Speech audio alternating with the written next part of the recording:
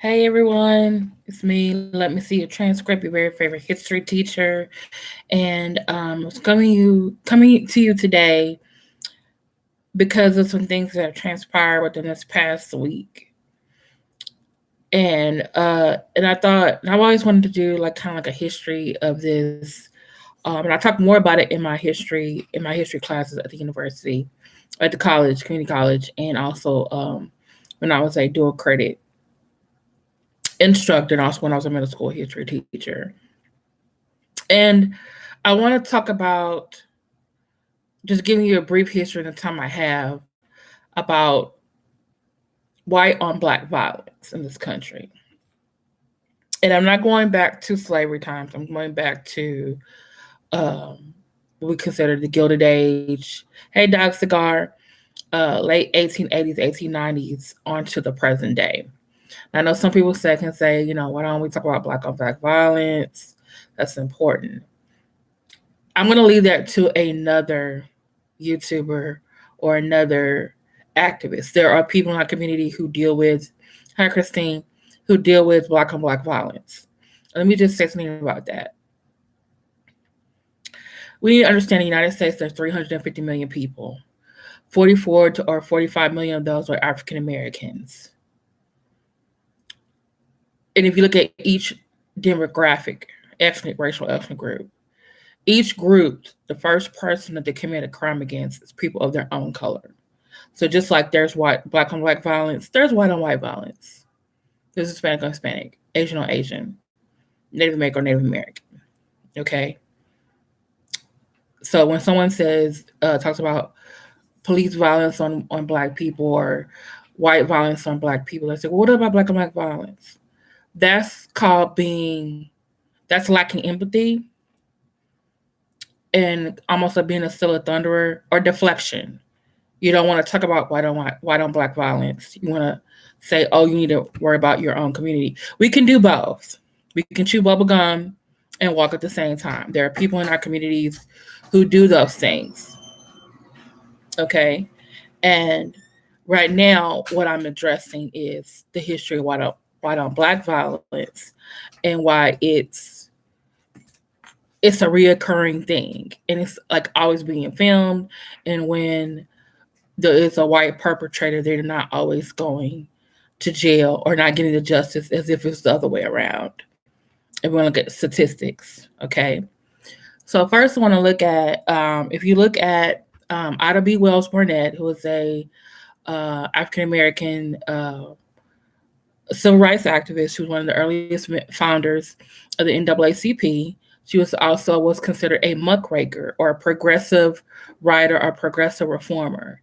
In 1892, she published an article, also known then as a pamphlet, about the horrors of lynching in 1892. I also require her reading for my History 1302 class. I even included a link to the second link I have up there to her actual article. This year, the Pulitzer Prize Committee awarded her posthumously, because she died, forget what year, awarded her the Pulitzer Prize for her article that she wrote in 1892.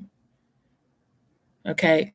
So it really shows you that there is a connection to now and that there are other people who still think what she has is very important. What she wrote in her article really speaks to what a recurring theme that we keep having since 1890, since the 1880s, of white people being violent against black people, and they're coming up with these fictitious or fearful reasons. And in her article, she notes 5 reasons. The first reason is they are acting uppity, wanting to be treated like an equal citizen to the white people. 2, being successful in business or money. Okay. 3, moving to a certain neighborhood. Maybe they don't want to live too close to you. Okay. 4, not obeying the laws of that town or city. Remember, it's the Jim Crow era. And 5, this fictitious belief that black men were raping white women. And she wrote this pamphlet, wrote this article, in trying to stop or get the attention of officials in cities and states and Congress to do something about the violence that was being done down south. Because right now, during that same time period, you begin to have the earliest stages of the Great Migration. Blacks were leaving the South in the 1880s, the 1890s, especially the 1900s. Hey, Roxanne. And they were going to the North because, one, they could escape a sharecropping system that kept them in debt. They could escape the KKK. They can escape Jim Crow laws, and there were much better job opportunities up north. They didn't stop racism and discrimination, but it wasn't as severe as it was down south. In case in point, look at the movie Rosewood, which is based on a true story, or if you ever saw the Watchmen miniseries on HBO, the very first scene shows you the Tulsa massacre. That was a real event. White people came to the black section of town, destroyed everything, ran the black people off, or killed them. Okay, because they perceived them as a threat. Okay, one was in the South, Rosewood, Florida. The other was in Tulsa, Oklahoma. So even though blacks were leaving, some parts of the Midwest were still bringing that Southern mentality. And if you look later on, even here, 1917 here in Houston, they had the riots, and they had riots here because some black soldiers were defending black people who were being discriminated against, and it erupted into like I say, protests, and then erupted into a riot. Okay. Later on, I want to say there was something else in Brownsville as well, where African American soldiers were being discriminated against, and erupted into. I think they may have gotten court-martialed. I think later on they got, after their deaths. I want to say Clinton pardoned them or reinstated their dishonorable discharge on honorable one. I gotta double check that. But just this, when African Americans try to assert their rights, they are the court system, the law enforcement, vigilantism is used against them. And then saying the same thing in 1955, you have Emmett Till, who's 14 years old. He I've been pictured on my thumbnail. Lives in Chicago with his mother. Goes down south with his cousin and his great uncle. He's never been down south. He's gone there. He doesn't know the laws or the social customs or things you're not supposed to do. And he does something very childish or immature, but he's 14. He goes into the store, and he buys, his cousin said he buys bubble gum and some other bystanders. And also I'll put a link in my description of a really good film, a documentary called The Untold Story of Emmett Till by, I think it's in Kevin Beauchamp. And it's like a little bit over hour 10 minutes. It's a really good documentary. Yes, Central Park 5, exactly. And what ends up happening, what I really like about that documentary is that his mother was interviewed, and his cousins who were with him were interviewed, and other witnesses. And this was back in 2003. Several of them have passed away, but most of them, some of them are still alive. They're just older now. But they tell you firsthand experience what happened that day. And in the South, white and blacks are not supposed to touch. And so he put the money in her hand to pay for the bubble gum. She snatched her, and it was Carolyn Bryant. It was Bryant. They had Mr. and Mrs. Bryant had a store in Money, Mississippi. She snatched her hand back because it's like, oh, you touched me. And then all of a sudden she goes to her car. Someone says, oh, she's going to go get a gun. I don't know if she's going to get a gun, but she could. And then while they're leaving the store, he whistles at her, like Wolf whistles at her. Some people say he said, hey, baby. I don't know if he said, hey. The cousin didn't say he said, hey, baby. They said, yes, he did whistle at her. But he was a kidster. He was a jokester. And then when his cousins saw what he did, they got serious. And then he got serious. He's like, oh, I must have did something really bad. So they all run home or run to their cousins, on their uncle's house. And I won't give yours what I in the but later on he is kidnapped or taken from his great uncle's house and lynched. for whistling in 1955. The men were put on trial, and because of the early stages of TV, Mississippi wanted to give the impression that they were actually following the rules and following the, Fourth and Fifth Amendment rights, Sixth Amendment procedures, due process. But the jury came back and said not guilty. Okay. If you fast forward to, and there's been other incidents in New York, here in Houston, that happened in the 70s, 80s, 90s. But I guess for the past 10 years or so, within the past 10 years, really, I guess you can say 8. We keep having this, it's like a neo-racism is happening, where now it's still this perceived right that Black people are doing something really bad, and so the police need to gun you down, or just white people who are having guns need to gun you down. You have Trayvon Martin, who's killed by George Zimmerman, made himself the designated, what do you call, neighborhood watch. The 911 operator said, do not follow him. He followed him anyway. He's struggling. He went to get a snack for his brother from the store, and they were like, oh, he was wearing a hoodie. He looks menacing. I taught middle high school, college. You know how many students come to my class with a hoodie on? Just, all he had was, I think, Arizona iced tea and a bag of Skittles. No gun. And he was killed. Both his parents, even though they were divorced, have both started a Trayvon Martin Foundation organization committed to fighting, racial injustice against other instances where things that have happened to their son. But I think what really that was like the first spark, and I think that was 2012. Was it 2012 or 2010? Then you have the Mike Brown incident that happened in 2014, and that really sparked what's called the Black Lives Matter movement, where 3 African American young ladies created a hashtag and an organization called Black Lives Matter because they felt like Mike Brown was leaving the store. Someone thought he had stole something. He's running away. His back is turned, and he's killed by the police in the back. And it's like, it doesn't matter if he did something or not. He's running away. He was unarmed. And then some people say, oh, he shouldn't have run away. Well, okay, think about your own self. Fight or flight? What are you going to do?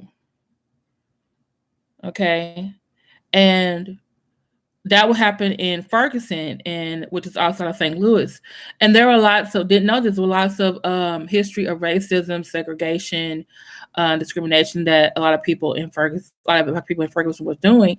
And it really, and then when the people there protested, which a lot of what law enforcement started to do, especially after the 60s, they always use law, especially if there's Republicans, governments, or law enforcement, city, states, and local government always use like, oh, we're going to send out law enforcement in case something happened. Now, always in battle gear, like, riot gear. And it's like, it's a peaceful protest, but they done made it not peaceful by how they're acting.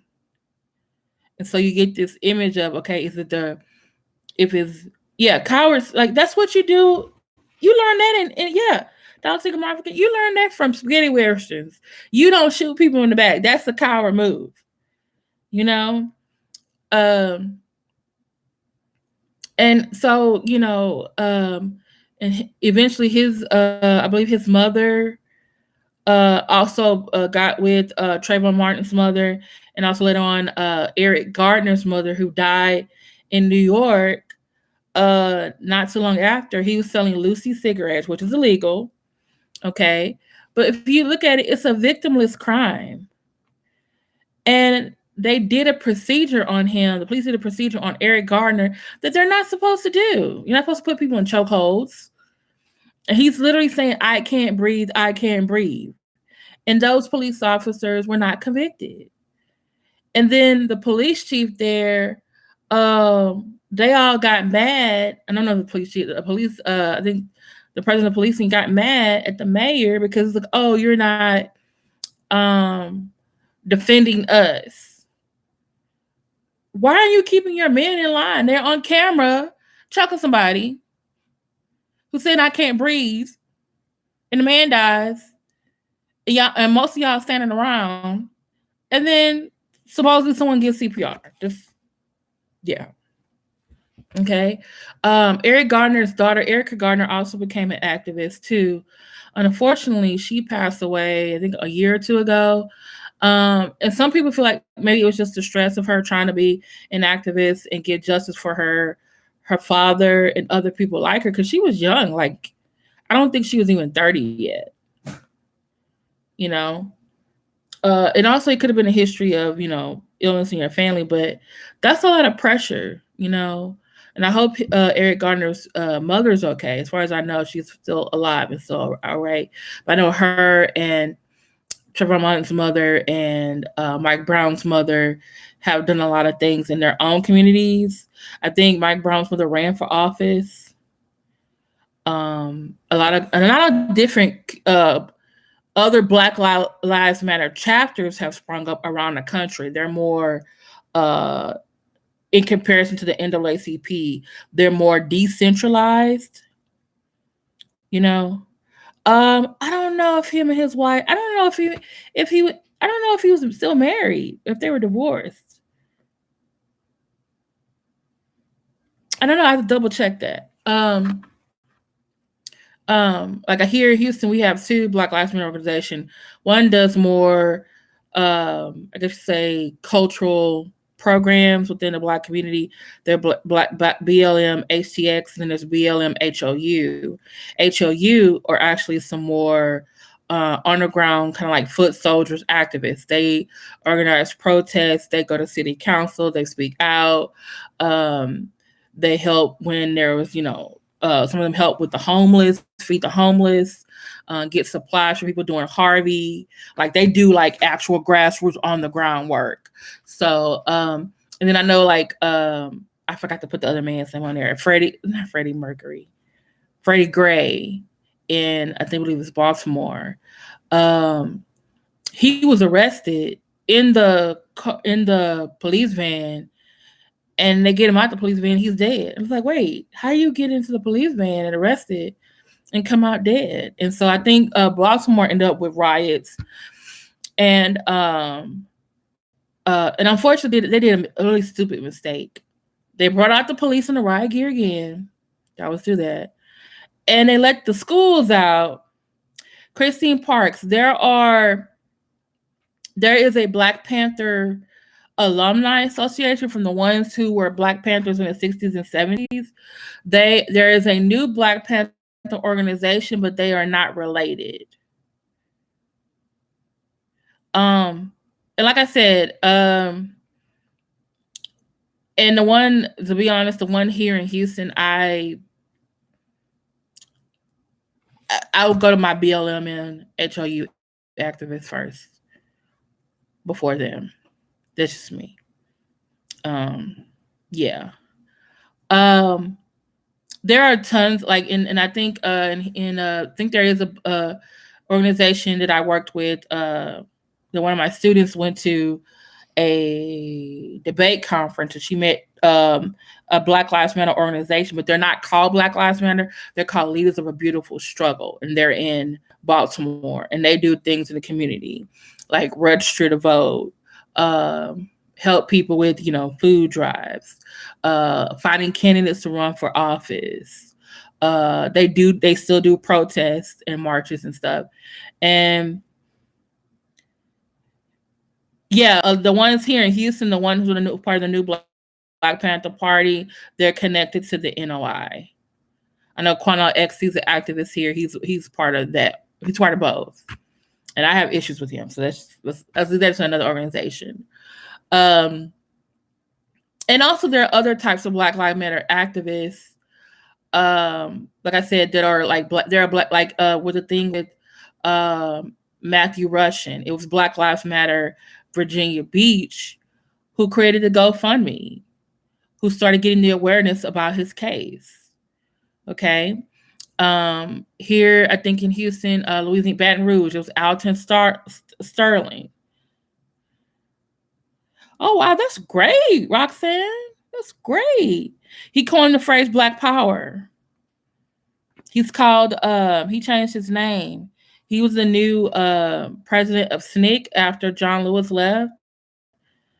Yeah, he's a little radical though, because he kicked out all the white people in SNCC because he was like, it was the yeah. Doc Cigar, are you here in Houston? Or are you in Dallas? But you heard of him, right? Yeah. That's a whole nother issue we can talk about later. But speaking of people in the Black power movement, I got a chance to meet what is her name? Ellen. Oh, I can't think of her last name. It was on the tip of my tongue. She was the president of the Black Panther Party when the founders got jailed. And so someone needed to run the national headquarters until they got out. Because I think it was like the 68 riots at the DNC in Chicago, and quite a few of them got arrested. So she ran, I can't think of her name. And I saw her like a year or two ago. Me and my friend went. And very inspirational as well. And Stokely Carmichael was originally a civil rights advocate. He was from the Caribbean, I think moved to New York, went to college. I think he participated in the Freedom Rides with CORE and then also with SNCC. They were registering people to vote. But I think for him, like a lot of civil rights activists who are young, they were tired. Like, oh, we've been doing nonviolence for 10 years. We keep getting our butts thrown in jail, fired with hoses, beat with batons, and they were tired. And they're like, hey, we need to be worrying about ourselves, worrying about our community, with the right to defend ourselves. We need Black power. That's how he came out. He's like, we need Black power. Yeah, this integration stuff is, but that's a whole nother issue we can get with that. But like I said, there are tons of organizations in your community. And I have to admit, when I first heard Black Lives Matter, I was like, oh, in my head, I was like, oh, shouldn't all lives matter? Then I had to stop myself and I said, wait a minute. Why are they saying Black Lives Matter? I shouldn't put down what they're saying first. Let me go do some more research. And I started reading articles, looking at speeches, looking at YouTube. I started going to meetings here in Houston, going to meeting activists. And even my students who were very woke, even more woke than I was, they were telling me stuff. They told me about Leaders of Beautiful Struggle. And I was even their sponsor at one particular school I was at for 2 years. And we actually had led a protest march. We had signs, and we were near the freeway and near the intersection telling everybody, we were marching against mass incarceration. We also did cultural things, like we would go to see All the Way, a play about MLK and LBJ during the Civil Rights Movement. We also attended The Birth of a Nation by Nate Parker. We did a lot of, social justice things in our community. We were actually called LBS, Leaders of Beautiful Struggle Houston chapter. We just happened to be at a school related to, hey, Matt Churchesy, glad you were able to make it. Related to the Leaders of Beautiful Struggle in Baltimore. But like I said, there are tons of Black Lives Matter organizations. There's tons of civil rights organizations in your community. And there are like here in Houston, like we have those two organizations that deals with, one, Black Lives Matter HTX deals with, Black within the Black community, and Black Lives Matter HTX deals with things outside of the community affecting us. Also, we have another organization called MBUF that does more cultural things of Black people. And one thing I didn't know they did, they actually would do drive-bys of different stores in the community, and they recognized that there were lots of food deserts, and some of the stores were selling things that actually were hurtful to the African American community. So I was like, oh, okay. So there are other people in your community that might be doing some type of advocacy work. You just might not know about it. You know, there's another group here called who's called who is called. Hold on, I am online.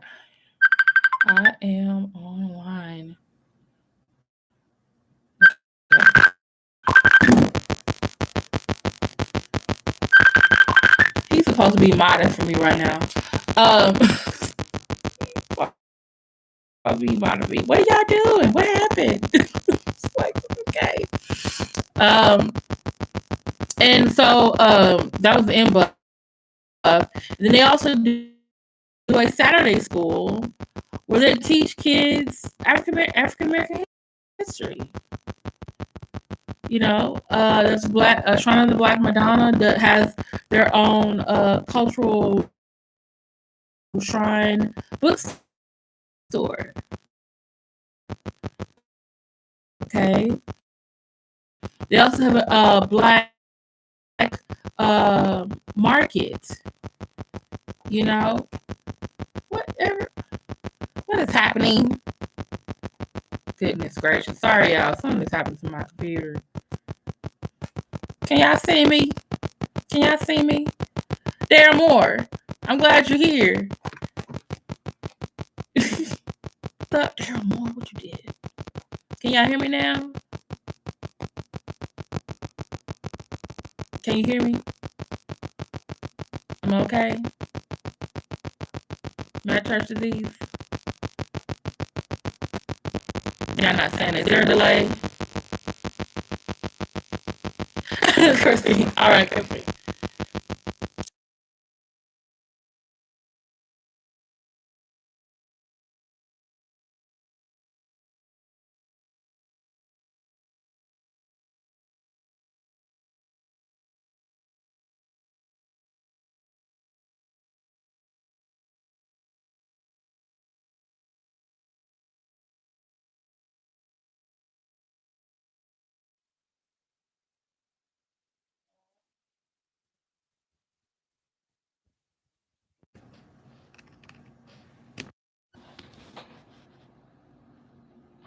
Hold on. Let me see if I can refresh.